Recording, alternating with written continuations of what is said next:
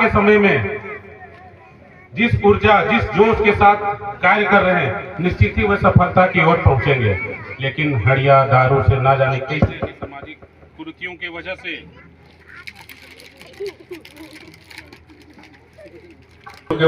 नशा पान हो गया, अंधविश्वास हो गया, ये हमारे पूरे समाज को खोखला कर चुकी है, जिसके वजह से नेशनल क्राइम रिकॉर्ड ब्यूरो की अगर रिपोर्ट देखा जाए तो अंधविश्वास के नाम में, डैनबिसाही के नाम में जो हत्याओं का दौर चला हुआ है, निश्चित ही हमारे पूरे समाज के लिए चिंता का विषय है।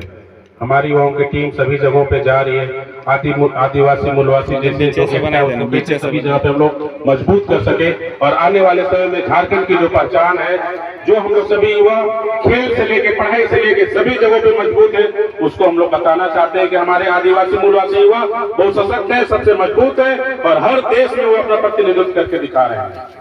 आज इस मंच से मैं एक अपील करता हूं, शहीद संतोष को जो वीरगति को प्राप्त हुए थे, पिछले कार्यकाल में माननीय सरकार के द्वारा जो भी आश्वासन दिया गया था, शहीद के परिवार को आवास मिलेगा, शहीद के परिवार को जमीन दिया जाएगा, शहीद के परिवार को नौकरी दिया जाएगा, शहीद के परिवार को राशियों का ही सहयोग दिया जाएगा।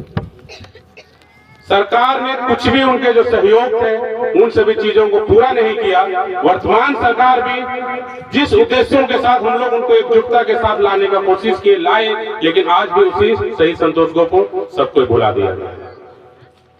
निश्चित ही हमारे जो शहीद हैं वो हमारे प्रेरणा है, हमारे युवा, हमारे बच्चे, हमारे जितने भी पीढ़ी हैं वो सभी युवा उनसे प्रेरित होते हैं। आज जिस कठिन परिस्थितियों में इस गांव से हमारे देश के लिए जो शहीद हुए शहीद संतोष को केवल इस गांव के नहीं, पूरे राज्य नहीं, पूरे देश के प्रतिनिधित्व करने वाले व्यक्ति थे। आज हम सभी लोगों को चिंतन मनन करना भी होगा कि हमारे युवा पीढ़ी जिस उद्देश्यों के साथ निरंतर अपने विकास की और अपने शैक्षणिक से लेकर, आर्थिक से लेकर, सामाजिक जो प्रेरणा है उस कार्य में कर रहे हैं, लेकिन निश्चित ही उन लोगों को अपने कार्य में निरंतरता रखनी होगी। आज हमारे यहाँ खेल का जो आयोजन किया गया, निश्चित ही ये बहुत ही सकारात्मक उदाहरण है कि हम लोग कैसे आपसी एकजुटता को बढ़ा सकते हैं। आज जिस विकट परिस्थितियों में हमारा आदिवासी मूलवासी समाज जी रहा है, निश्चित ही ये विकट परिस्थिति अगर हम लोग से मिल के नहीं सुधारे तो झारखंड को जलने में समय नहीं है। लोग जलाने के लिए नाचते ना कितने सारे कारण बना रहे हैं, कई लोग आते जा रहे हैं और हमारे झारखंड को पूरी तरीके से जलाने की ओर है। तो हम लोग सभी लोग झारखंड को मिल के बनाए हैं। आज अगर झारखंड की संकल्पना की बात किया जाए तो आदिवासी मूलवासियों का योगदान, उनके आंदोलनों की वजह से हम लोगों को झारखंड मिला। लेकिन आज आप देखते होंगे कहीं पे भी हमारे लोगों का अपना कुछ भी नहीं चलता है। कोई सरकारी कार्यालय चले जाए, यहाँ से लेकर सेक्रेटरी यहाँ चले जाए, ना जाने विधानसभा से लेकर कहीं चले जाए, लेकिन हमारे लोगों का कहीं पे कुछ नहीं चलता है। क्यों नहीं चल रहा है मालूम है? क्योंकि हम लोग पढ़ लिख रहे हैं लेकिन अपने अधिकारों को लेकर कभी आवाज नहीं उठाते हैं। मैं सभी जगह पे इस मंच से अपील करता हूं कि यहाँ पे जितने भी युवा हैं अपनी समस्याओं को लेके पदाधिकारियों से लेके राज्य तक सभी लोगों तक पहुंचे। आने के क्रम में मैं जिस रास्ता को देखा, निश्चित ही हमारे जो युवा प्रतिदिन अगर स्कूल जाते होंगे, कॉलेज जाते होंगे, बहुत कठिन परिस्थितियों का सामना करना पड़ता है।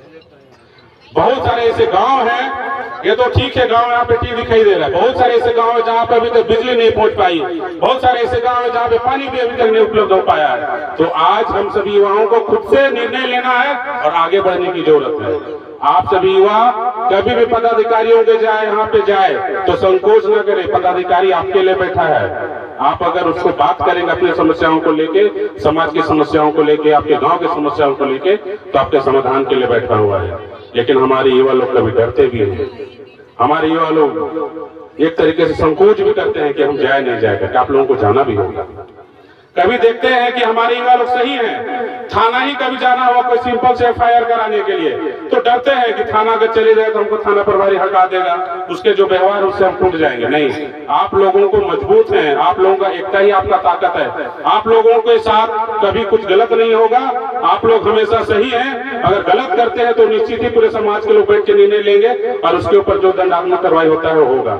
लेकिन अगर आप लोग सही हैं तो थाना कभी घुसने से मत डरिए, अपने बातों को जाकर रखिए।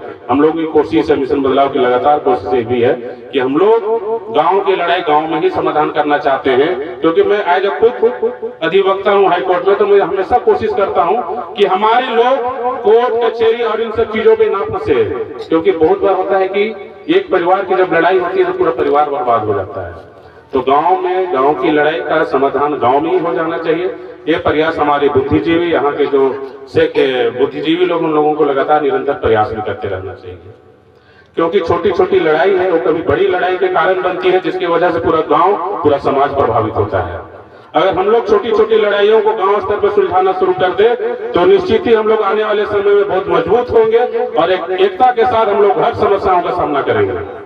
और आज जिस उद्देश्यों के साथ हम लोग इस फुटबॉल प्रतियोगिता का जो आप लोग आयोजन किए हैं, निश्चित ही आने वाले समय में पूरा युवा साथी राज्य, जिसे अभी पीछे से बताया कि इसको अंतर्राष्ट्रीय स्तर पर पहुंचना चाहिए, निश्चित ही एक युवा साथी का जो योगदान है इस देश के प्रति, उनके आवाज को सभी लोगों को ये नहीं सोचना चाहिए कि वो किस समाज से है, किस समुदाय से।